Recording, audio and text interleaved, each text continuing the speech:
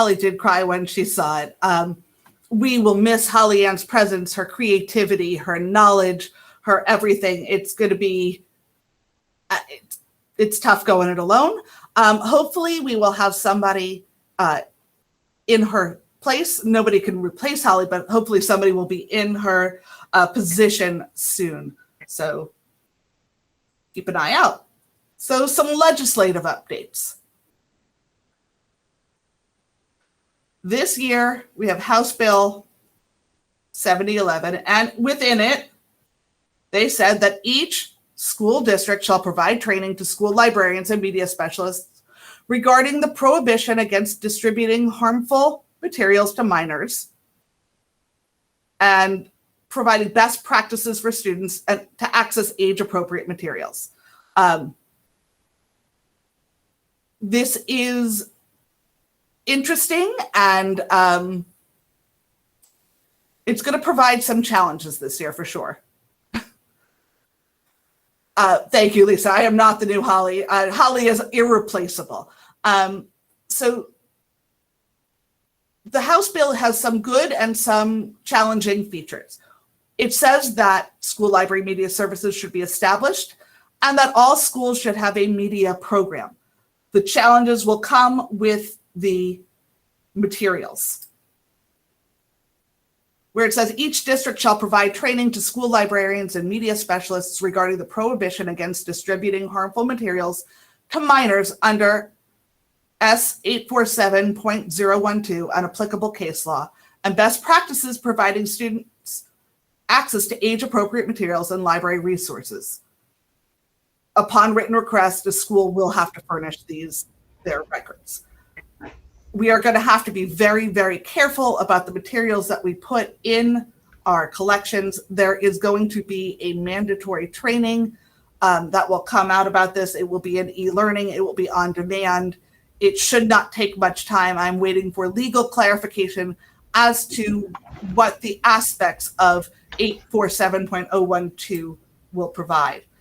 If you take a closer look at 847.012, it says any picture, drawing, sculpture, motion picture film, video cassette, or similar visual representation or image of a person or portion of the human body which depicts nudity or sexual conduct, sexual excitement, sexual battery, bestiality, or sadomasochistic abuse, and which is harmful to minors, or any book or pamphlet, magazine, printed matter, however reproduced, or sound recording that contains any matter defined in 847.001. So we're going to have to be very careful with what we select. We're going to, and I need legal clarification as to what this actually means for us. Because as we read it now, a depiction of the statue, the David, it may be considered harmful. So we're waiting on legal clarification for that. It's state law. We have to follow it. So as soon as I get legal clarification, I will be recording a training, and it will be in e-learning. You will be registered in it just the same way you are for every other mandatory training. Hopefully it'll be about 10 minutes, and it's really just a watch. So that's what's coming with House Bill 7011. The good news is it does require that we have media programs. All right, so all of that being said, it's always going to come back to our collection development policies and our school board policy. If you are following school board policy 8.12 and making sure that your materials meet our selection policy, you're probably going to be able to err on the side of caution that way. I just saw a question fly in. So the trainings are not going to be differentiated. It's going to be one training for all elementary, middle, and high school, because it really is going to be the same. The materials, the legal clarification will be the same for all levels. So, Michelle, do all schools have the same collection development policy? We all have the same selection policy, but we do not have our own collection development. We don't have the same collection development policies. Collection development policies are developed by the individual school librarians at their school site, and they encompass art selection policy. Lisa, like I said, we're waiting for legal clarification on whether or not things like no David are going to be okay. There is an exemption for instructional materials. So if it is in a textbook, it's a different story. And yes, we have that qualifying clause, and it's harmful to children. But we are waiting to find out where the legal department would like us to go with this. And as soon as I do have that clarification, I will record that training and I will get it out to you. So the new policy for weeded materials, everything is mostly the same, except that weeded off adoption materials are only going to be picked up once a year. So keep this in mind for your weeding projects. If you weed after late fall, there's a good chance that you may need to store those boxes until next fall. There is not a list of books to stay away from. Just when selecting books, you really need to check your reviews. Those reviews will help you know if that is an age-appropriate text for your class and for your library. Danya, the criteria is to use our selection policy, 8.12. It's located on the board docs. All right, our new book processing specs. Turner to Dr. Epps. If everyone could mute their microphones, I would really appreciate it. I'm getting background noise from. I made her coffee. She had asked for coffee. If your microphone is not muted, please mute your microphone. Thank you. All right, so Tara, there is not a list of do not order books. We just need to keep the new policies in mind when we're ordering books. Making sure our books stay within our selection policies is going to help us greatly.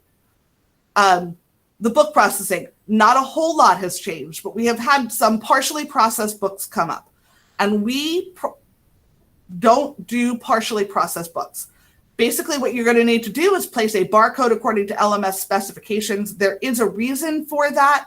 It has to do with the placement of the spine label when we put the spine label on. Books without barcodes will not be processed. We don't have that many extra barcodes to place them on. It is your responsibility to put on a barcode.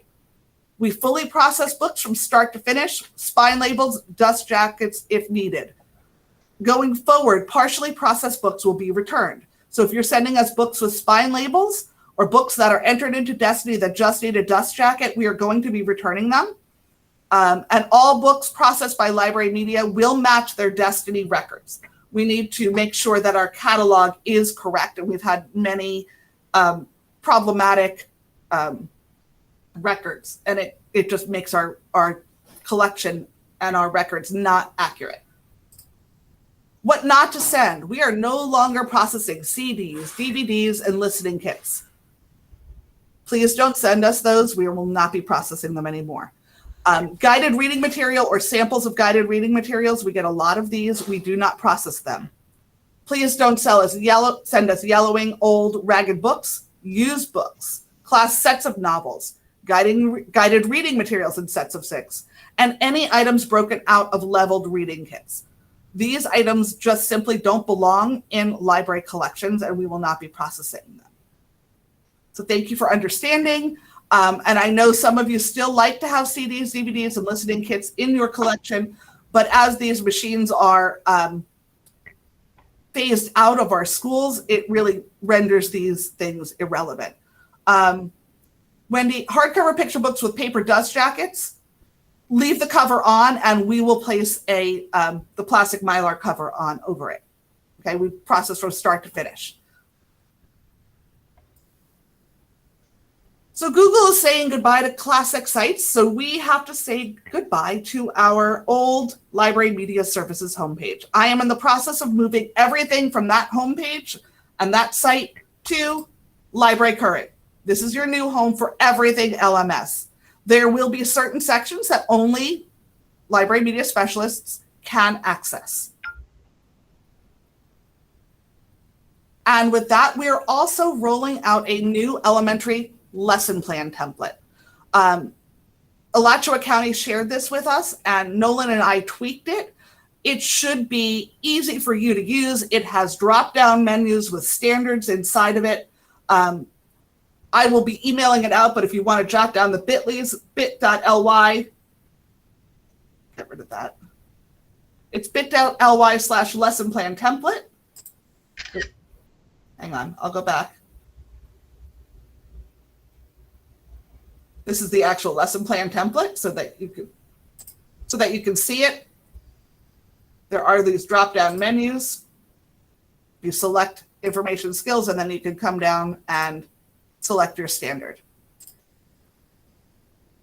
You should be able to easily do your lesson plans in these.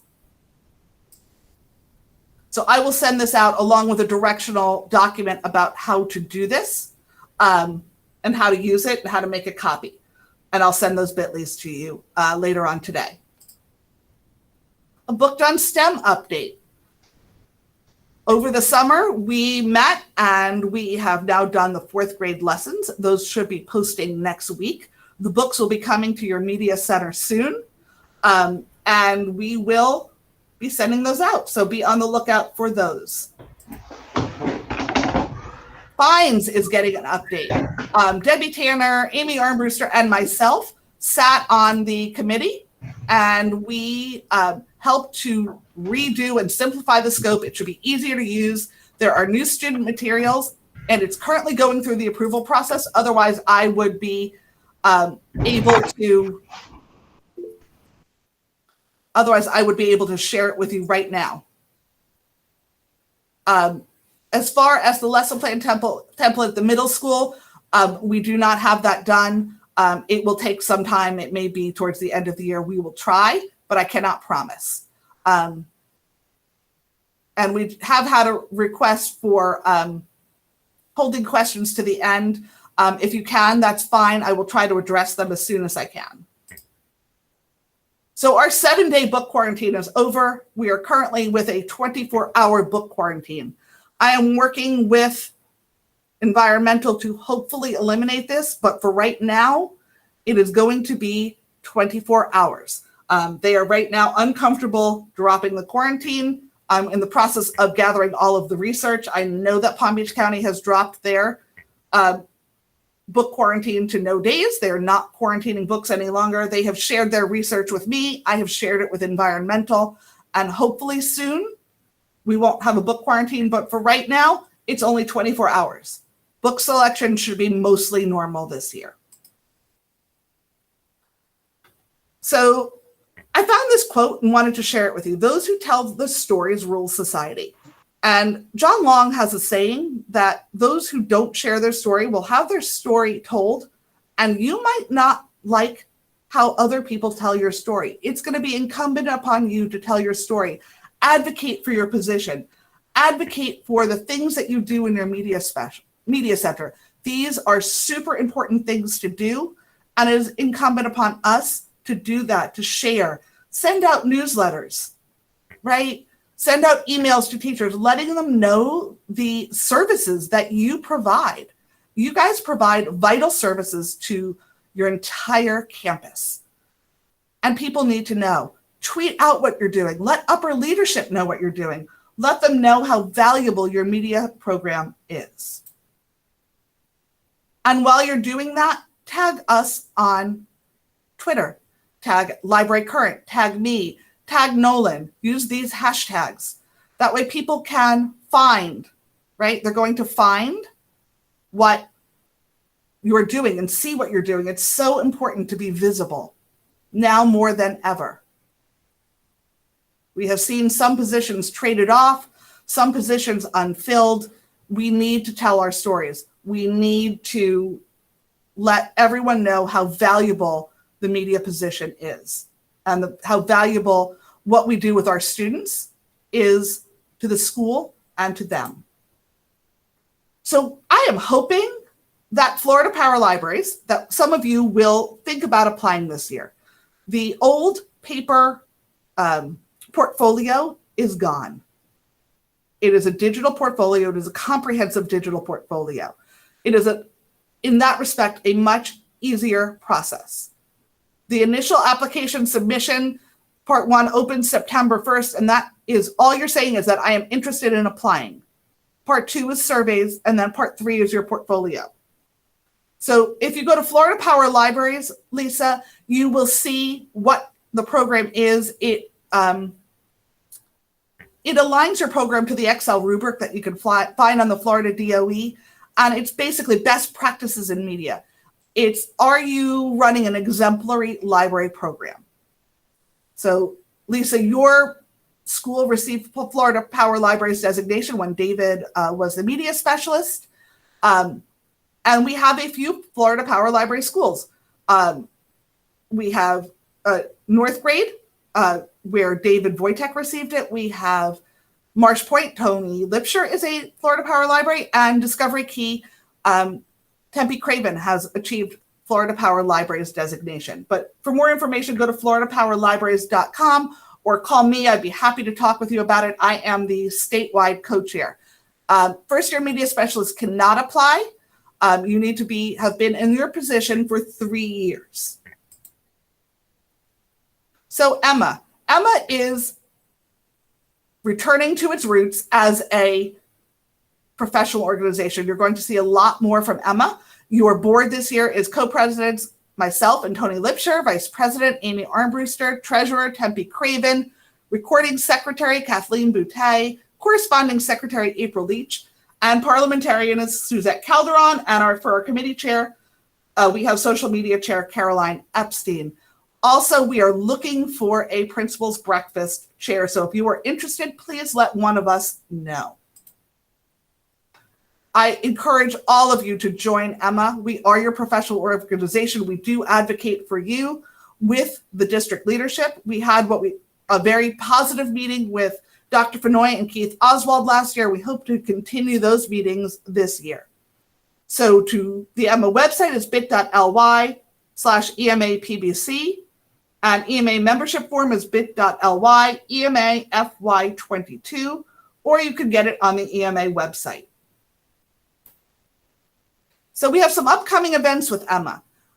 On September 2nd, we're going to have a member social at Rohi's Readery, 4:30 for our new media specialists, 5 o'clock for everyone.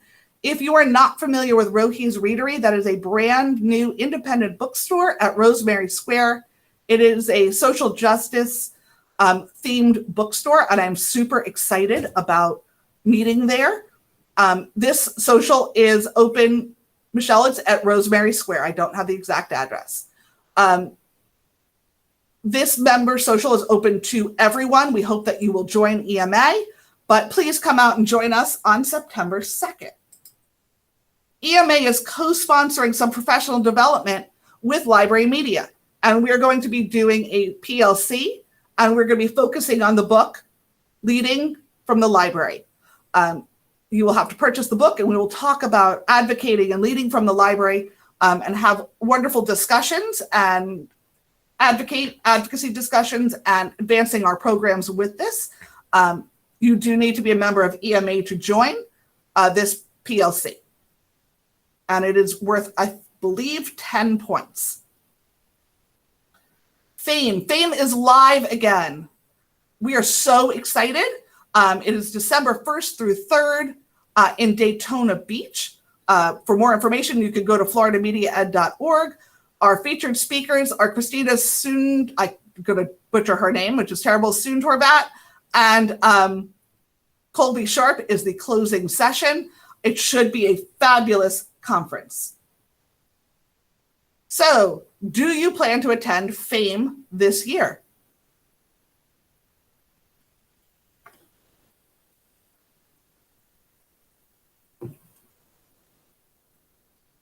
I'm glad to see so many of you planning to attend FAME. It's super exciting. If you're interested in joining FAME and going to FAME, go to floridamediaed.org.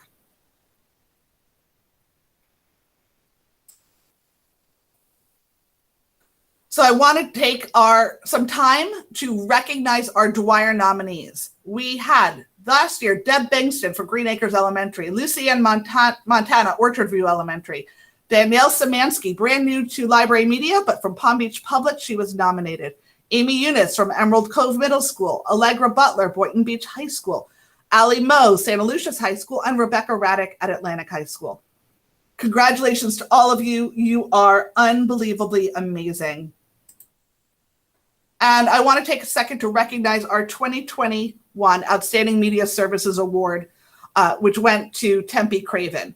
And if you weren't at our EMA End of the Year Awards, you missed out. Tempe is unbelievable. Her program is top notch, and I couldn't think of a better person to receive this award. She will also be giving us a keynote speech a little bit later in this session. And a huge congratulations to Deb McNichols, principal of Green Acres Elementary. She was the 2021 EMA Outstanding Principal Award winner. She supports Deb Bengston at every step of the way. She and Deb make a power partnership, and it's truly heartening to see how much support she throws behind the Green Acres Elementary media program. I want to recognize Tempe Craven again for Discovery Key Elementary School and for achieving Florida Power Library status in the middle of a pandemic. Unbelievable, and congratulations, Tempe. Some other recognitions. Congratulations to our Bob winners and our Bob runners-up. You guys, last year was not easy. I know how not easy it was, and I'm so impressed at how many of our schools had Battle of the Books teams. But a huge congratulations to our elementary champion, Murakami Park Elementary, and our runner-up, Discovery Key. To our middle school winner, Bach Middle School of the Arts, and the runner-up, Wellington Landings. And in high school, our winner, Dreyfus School of the Arts, and our runner-up of West Boca Raton High School. I just want to provide you a short recap to Battle of the Books. A popular competition inside the Education Network studios, where I acted as host.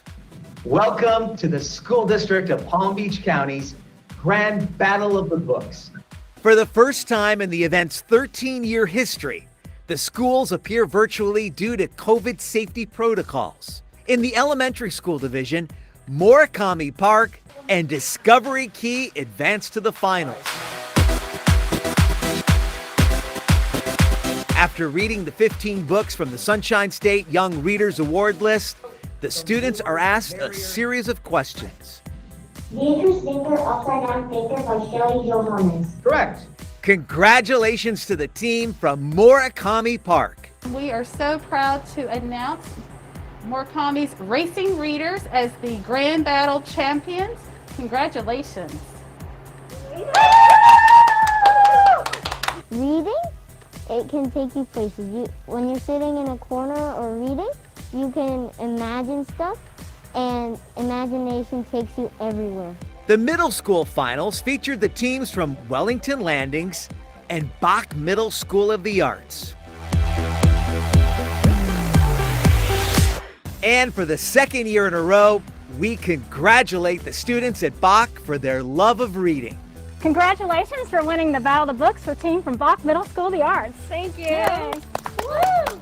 The high school division featured West Boca Raton High School and Dreyfus School of the Arts. Dreyfus comes out on top. Congratulations on being the Grand Battle winners. The trophy stays at Dreyfus for the 10th year. Megan Rollins read all 15 books at least 3 times. I like reading because it's like relaxing and enjoyable, and I can just like escape into a good book. Congratulations to all the participants in the Grand Battle of the Books. I'm Rick Blackwell for the Education Network, keeping you informed.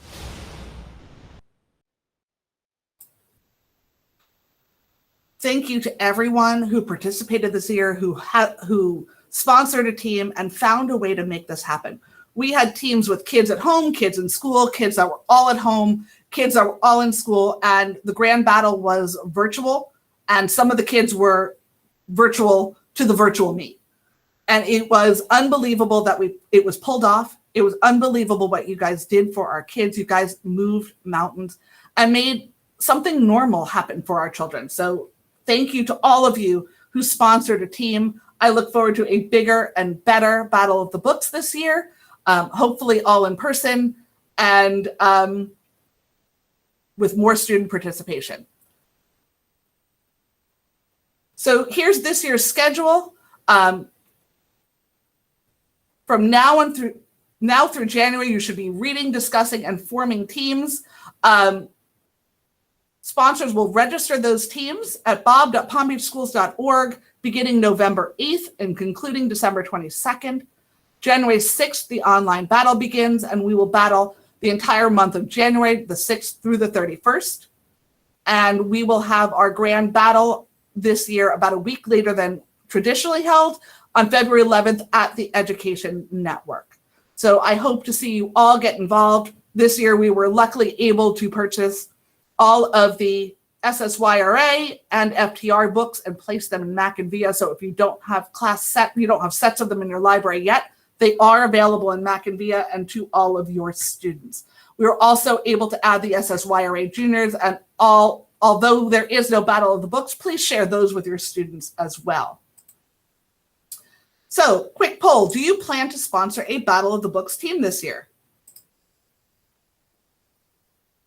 And I'm loving seeing all of these yeses.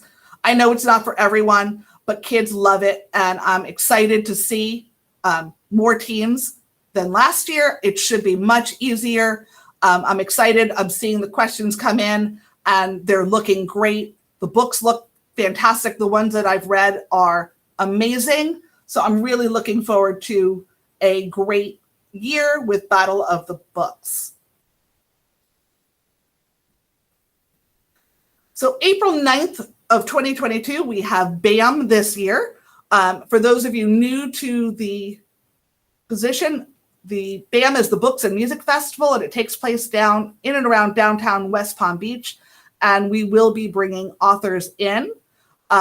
And you will be able to sponsor an author visit for your school if you so choose. But please, please, please highlight this to your students. Last year it was all virtual. This year, I believe it's all in person. Rebecca Raddick is very involved with that. Rebecca, correct me if I'm wrong, but I think it's all in person this year, and I hope it's to be bigger than ever. Rebecca just posted the list of authors who've already committed to BAM. It promises to be amazing. Here's your authors already confirmed, and it looks like there's some more since I got the information from Rebecca. So Library Media PD, we are hoping to have a full session of PD, or full schedule of PD. They are still in development. Obviously today is bouncing back together. Tomorrow is I'm a new media specialist. Now what? If you are a brand new media specialist and have not registered for that, I would highly recommend you do that. Tomorrow will be a day of learning what the media position is, learning about our databases and our ebook platforms, and of course, learning Destiny Library Manager. So if you are a brand new media specialist this year and have not registered for that, please do so. It is in person here at McKesson. And if you need directions, just email me. The address is 1400 North Florida Mango Road. Our first session this year is going to be the District Technology Conference that you will see media specialists presenting, and there will be media specialists involved with the virtual Maker Hall. Session 2, 3, 4, and 5 are still to be announced. They are still in development. I've got something big planned for the 11th. Right now, most of the sessions are scheduled to be in person and here at McKesson. So there will be a limit to the number of people, probably around 40. But I do want to have them live and in person. It's so important that we connect together. So watch out for emails, watch out for newsletters, and I will be sending information about professional development. The District Technology Conference is virtual this year. It is all day. And it is October 15th of 2021. from 8:30 to 4. You can register now at technologyconference.palmbeachschools.org. Registration is live. I would love to see a huge media specialist presence there. And it is all day. So I am bringing back Topical Tuesday. We had a great response for Topical Tuesday, but I would like to know what you would like to see covered. I want to make sure that I'm covering things that are important to you. So if you would please answer this question, what topics would you like to see covered during this year's Topical Tuesday sessions?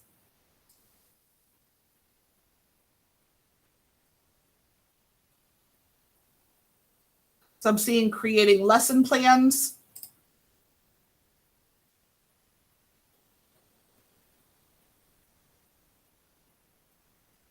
More destiny management, aligning activities to standards. Can we share out lesson plan ideas? So EMA is creating a lesson plan share, and that should be exactly what you're looking for. We're going to have an elementary and a secondary, and we're going to be sharing lesson plans. We're going to be talking about makerspace. Those are things, rotation model and media, how to increase student agency in the library. These are all great successions. Connecting with people like last year, more in virtual libraries, how to manage and the Destiny Manager to better organize your collection, planning on a budget. These are all great topics. The new finds, that for sure I will be presenting on. Programming ideas, lesson plans, book sharing time. We have some of those things already planned, and watch your email for when it's starting. We're going to be starting Topical Tuesday at the end of September, giving you guys a chance to get back to your media centers, back to your programs, and we'll start up then. But also watch out for the EMA lesson plan sharing. And we haven't come up with a name yet, Share Tank, Think Tank. Keep your eye out for that. There will be one for secondary and one for elementary. All right, so thank you all for your answers to that. So I want to talk about our programs last year. So this looks a little dismal. Was your library available for student use this year? We had 142 responses, and 54% of you said it was not available for student use last year. That's the bad news. The other news that's not quite as bad is that we had most of our media specialists were not the teacher of record. And unfortunately, 7% are teaching 5 or more classes, but the bulk of our media specialists are teaching fewer than 3 classes. And this is exactly what we want. We want the media specialists to be available for teacher collaboration, to work with students. So I think our Destiny data is amazing. We had 133,495 print circulations in the middle of a pandemic where you were quarantining books for 7 days and doing book checkout on a concierge basis. We had 9,591 followed ebook circulations, but our Mac and VIA circulations went through the roof. 250,632 Mac and VIA circulations. You guys are amazing. You shifted your programs, you made sure students got what they needed, and they were reading, and that's thanks to you. You ran your programs. This data doesn't lie.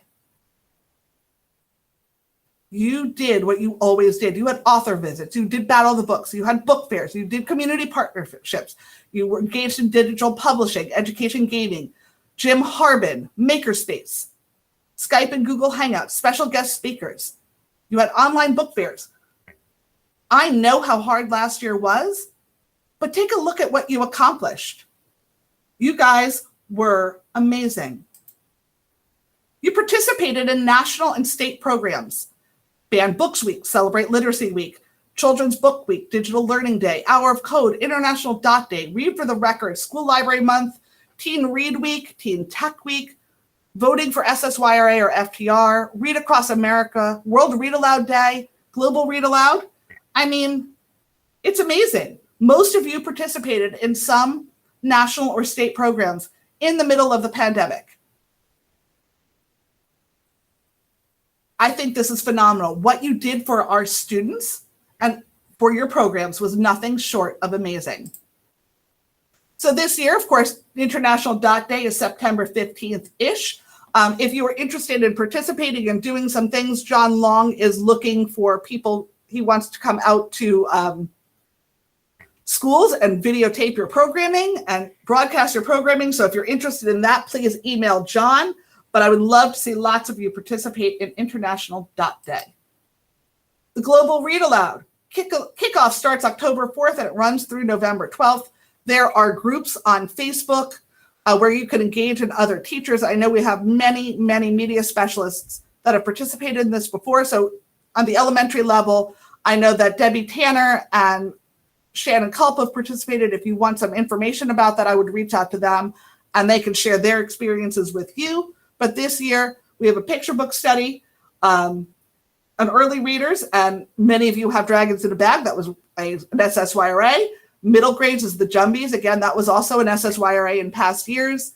Our middle school is the Barren Grounds, and our young adult is ELTASO. So these are the selections this year. I would love to see people participate. It is a fabulous program. There's nothing like reading aloud. And save the day for the annual Lit World Read Aloud Day of February 2nd of 2022. Again, there will be, as soon as I get more information, I will share it with you. Connect your media center with authors and other media centers around the country and around the world with World Read Aloud Day. I highly recommend it. So there are lots of books coming to a school near you. The GEAR Grant. These are books to support new social studies best standards. They are print books and ebooks. The ebooks are already available in Mac and VIA. The Follett ebooks are coming soon, and your print books will be coming soon. On that note, vendors are having production issues and supply issues. So with your orders, please give them grace and time. We placed these GEAR Grant orders in April, and they're still not in. And Christine, yes, I'm going to be sending the presentation to you in an email. Not a problem. So I'm sure most of you are familiar with this graphic, diversity in children's books, and that the greatest percentage of characters in children's books as of 2018 was 50% white characters and 27% animals and other, leaving our BIPOC children to be marginalized. 10% African American, 7% Asian Pacific Islander and Asian Pacific American, 5% Latinx, and 1% American Indians. We need to be considering these groups when we order books. But on that end, we have more books coming to schools near you. Pete Stewart and his grant from the CDC, we are getting more LGBTQ plus books for our media centers. They are already available in Mac and VIA, and the print books will be coming soon. Again, we're waiting for that order, and I apologize for how long it's taking, but these are available in Mac and VIA today. Own voice books are coming. These are from the Department of Multicultural Education. I created the list, and they will be coming soon. They are on order. We hope they will be coming soon. Fingers crossed that we will get them in soon, and then we will get them out to you. On that note, the Department of Multicultural Education has also purchased all of the Spanish modules for Pebble Go. So you now have all Spanish modules, including the new health module in Spanish, and the new health module will be coming to you soon. As soon as we renew Pebble Go, so you will have the health module in English as well. And elementary schools are going to be getting some SEL books. Be on the lookout for those. Those are already in the pony and on their way to you. The SEL department developed units around these books, and they will be available for your media center. So now I'm going to turn it over to our keynote speaker, Tempe Craven. If you don't know Tempe, you need to get to know Tempe. Tempe is amazing. She runs an unbelievable program. I am honored to call her a friend and a colleague. And without further ado, I'm going to mute my microphone and turn it over to Tempe. Okay. Hi, everyone. Welcome. For those of you who don't know me, my name is Tempe Craven. I am the media specialist at Discovery Key Elementary. I want to start by applauding all of you guys. I don't know if, Lisa, are you going to stop presenting? I don't know if you want to. It doesn't really matter, but I just want to applaud you all out there. Last year was tough. It was hard. I know I struggled. It was difficult for us that have had this job for a while, so I can't even imagine how it was for those of you just starting off on this media path. So I really applaud you all for getting through.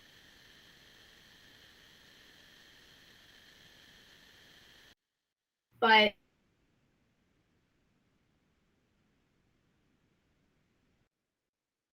and never gave up. Virtual libraries, safe book checkout, innovative lessons, grants awarded, ebooks purchased, students reading and learning. All this and more despite the setbacks, despite the virus.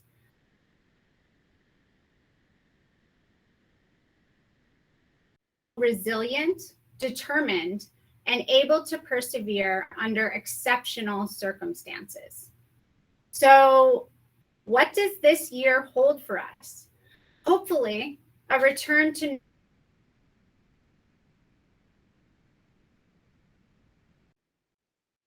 can take place and provide outstanding media programs for our schools.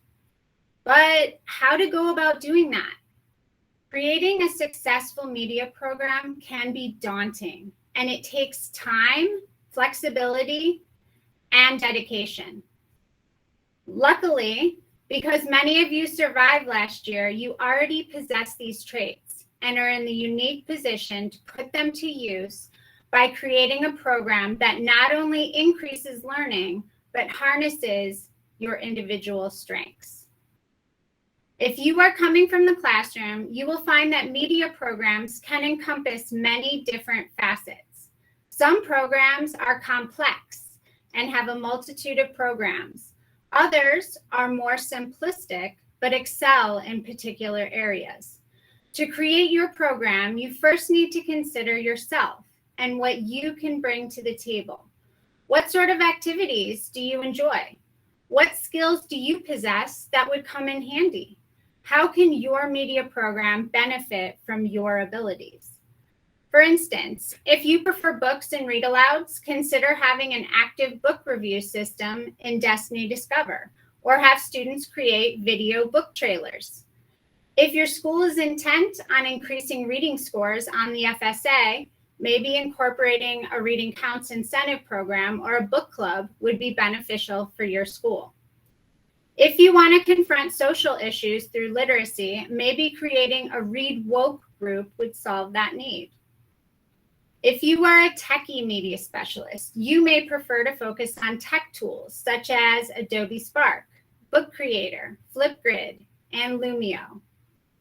If you are more hands-on, design a makerspace area in your library where students can create and discover using materials from the Resource Depot. If you are a superb writer, there are hundreds of grants available to school libraries. There are so many options out there, and this here, my friends, is why I love our job. A few more. If you prefer working with small groups of students, try forming some Battle of the Books teams. If you enjoy putting together events, coordinate author visits and incorporate the BAM event in the spring. If you love TikTok,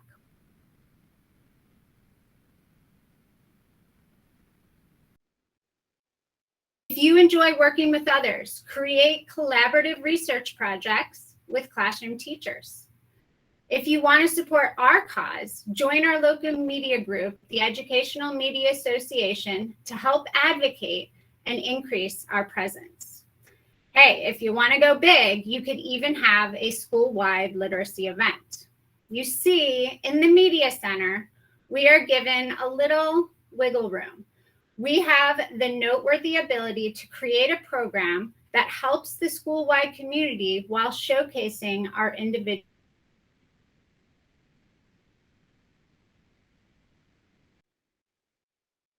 media programs are going way beyond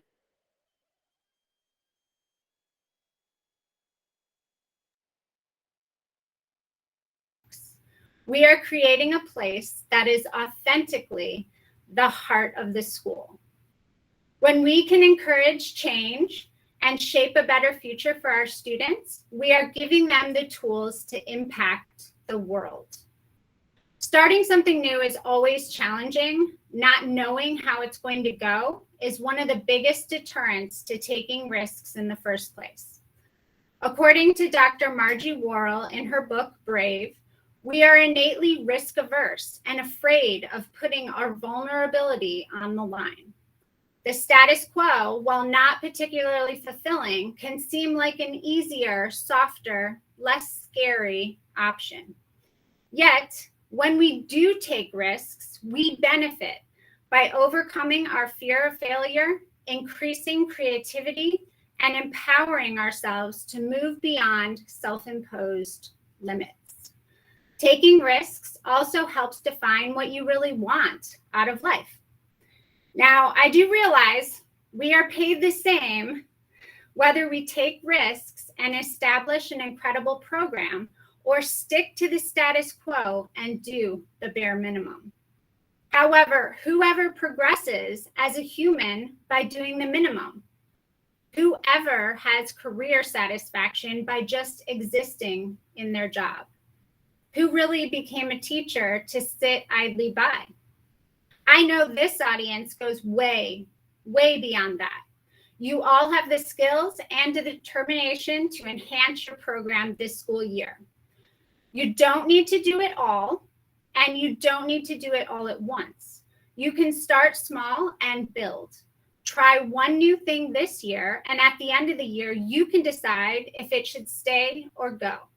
Next year, try something else, and then decide what direction you want your media program to go.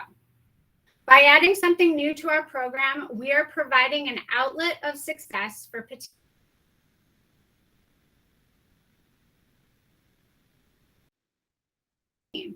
the ELL student reads aloud to the class for the first time after gaining confidence by winning a gold medal in Reading Counts.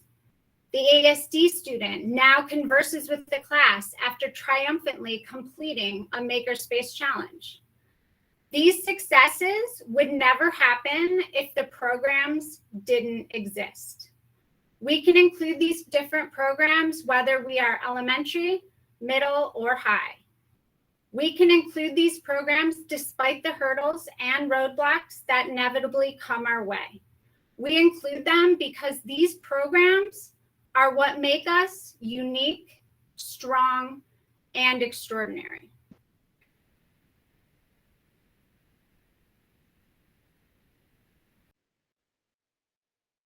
That don't see it this way.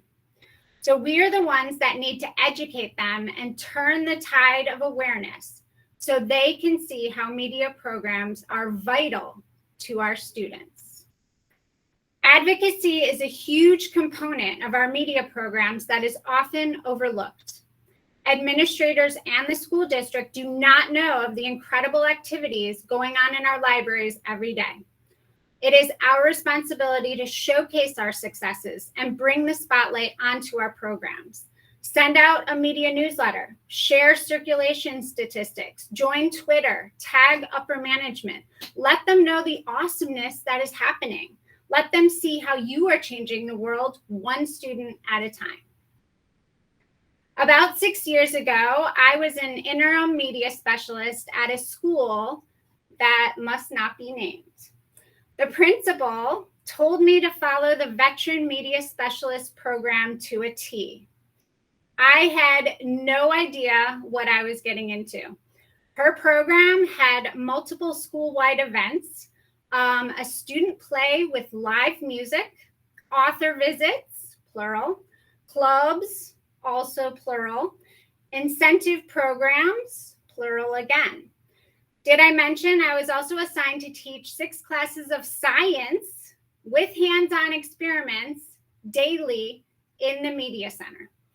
To say I was overwhelmed is an understatement. Many of these programs did not follow my strengths. a play. I had never written nor produced anything resembling a play. I was completely out of my element. I went to my team leader to explain how overwhelmed I was. He was sympathetic, but didn't have a solution. I tried talking to administration, to no avail. I did the best I could, but that year seemed to last forever. I somehow muddled through the events, projects, lessons, and even the play. Through it all, I did learn what a media program could be for someone else. For me, I realized that given the chance, my media program would look vastly different. I did survive that year, but happily found my way to Discovery Key the next school year, where to date, I have yet to produce a play. To help me through that tough year, a fellow educator would send out a thought for the day with uplifting messages. I always saved them for lunchtime, and they really helped me through the days I didn't think I would make it. To pay it forward, a few years ago, I started sending out a thought for the day to my faculty and friends in other schools. Just a little meme to boost your mood, make you laugh, or simply give support. I would love to add you to this list if you would like. Shoot me an email and I'd be happy to include you. I don't know your particular situation at your school, but I do know that you have support. What many media specialists don't take advantage of is each other. We are a fine group of humans, and we really are an amazing support network, a tribe of sorts. We are alone in our schools, but together in our pursuits and endeavors. Please reach out to me or any of the media specialists out there. We are here for you and we can help you. The Educational Media Association also offers a mentorship program that can pair a new media specialist with one that has a few years under their belt. Even if this is your second or third year on the job, having a mentor is a consistent place to ask questions, rebound ideas, or even just vent. We all need that. Library Media Services as well is an excellent source of information and support.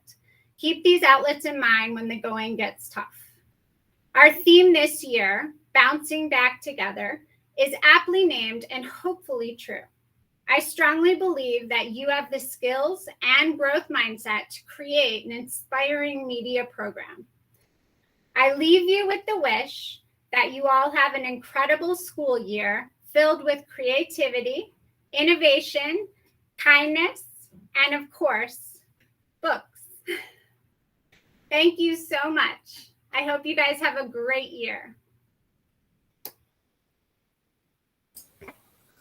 Thank you, Tempe, for that wonderful keynote speech. I echo everything that Tempe said. We are always better together. Don't be afraid to take a chance. Run your program. Do something new. Do Jim Harbin if video is your thing. Battle of the Books, whatever it is, find your thing and run with it. You'll be better for having done that and taken that chance and gone out on a limb. So thank you, Tempe, for that. I'm going to start sharing again. Got a couple more things before I set you free to our vendor hall that our lovely library media ladies are getting ready and letting our vendors into the virtual rooms. Remember those Bob dates. I will be sending out emails. Project 3070, for those of you that are new, that is your state book money. That is coming.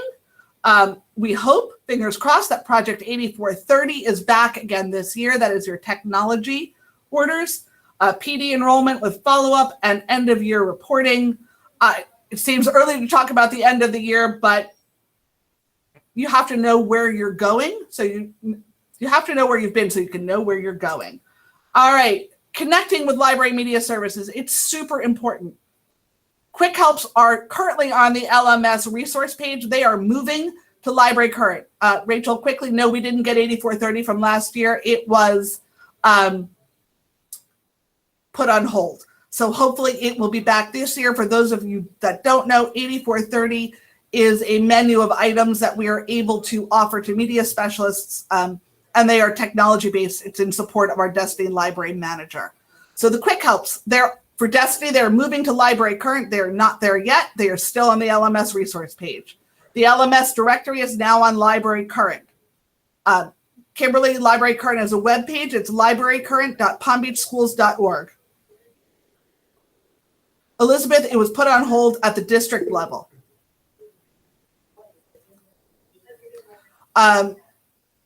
Collection development plans are on Library Current. Digital copies of the Open Me First packet are on Library Current. And please share your success, your ideas, ask your colleagues for ideas, and give stuff away using Library Currents. That is the old Google Plus. I know Google Plus went away. It is now Google Currents, and that is live and well in the school district of Palm Beach County.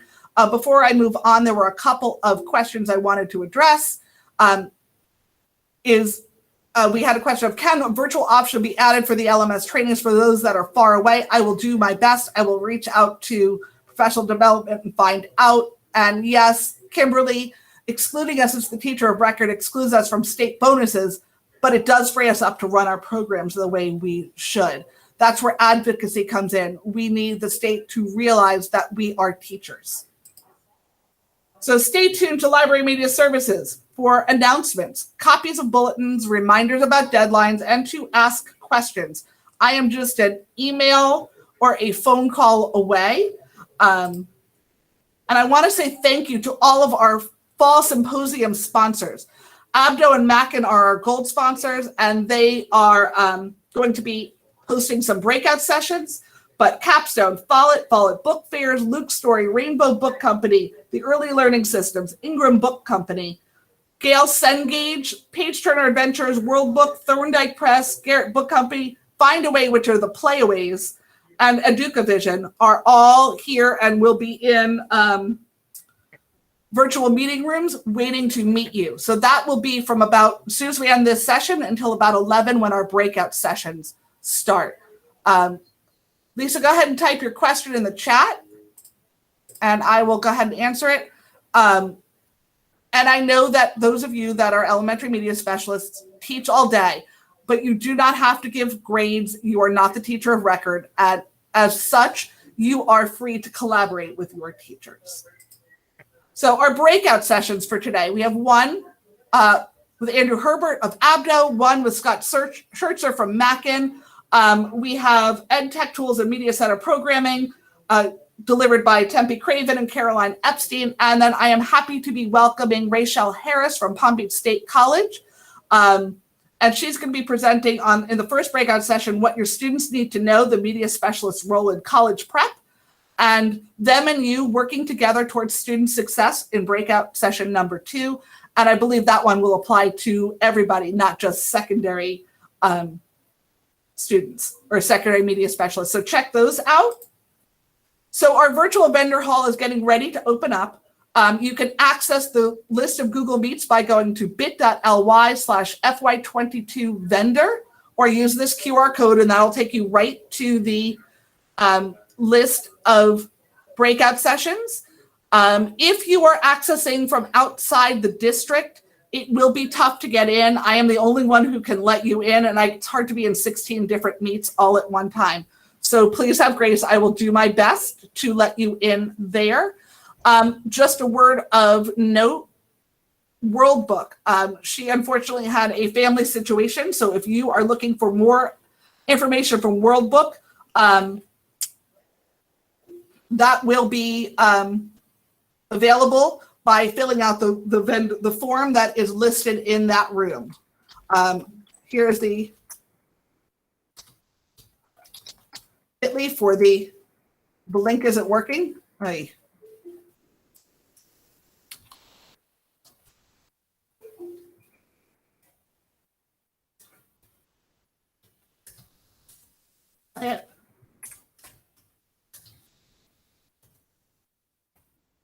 It is work. Which link is not working? Okay, great. I'm glad it's working now. I can hear in the professional library that the virtual vendors hall sessions are open, and you can jump into those meets. At 11 o'clock, or about 10:55, I will start jumping into those meets and let you know that it's time to go to the virtual vendor halls or to our breakout sessions. And I will have a slide up in this meet where you can access the virtual, the breakout sessions. I did email you all a schedule, and those links are on the schedule. So without further ado, go ahead and take your hour and 15 minutes and head over to those virtual sessions, virtual vendor halls, and I will see you back in the breakout sessions at 11. Have fun.